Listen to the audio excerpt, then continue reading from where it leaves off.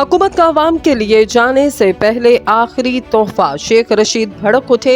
साबिक वज़ीर दाखिला शेख रशीद ने वफाकी हुकूमत की जानिब से पेट्रोलियम मसनूआत की कीमतों में बड़े इजाफे पर अपना रद्द अमल दिया और पीडीएम हुकूमत को शदीद तनकीद का निशाना बनाया। इन्होंने ट्विटर पर जारी बयान में कहा, 20 रुपए पेट्रोल, 20 रुपए डीजल, 23 रुपए LPG, 50 रुपए फी यूनिट बिजली, चीनी 160 रुपए किलो, आटा 160 रुपए किलो, 85 रुकने शाह खर्च काबीना की तरफ से अवाम के लिए जाने से पहले आखिरी बड़ा तोहफा। इन्होंने ये भी कहा कि इसमें स्कूल के बच्चों की फीस, पानी का बिल और घर का किराया अभी शामिल नहीं।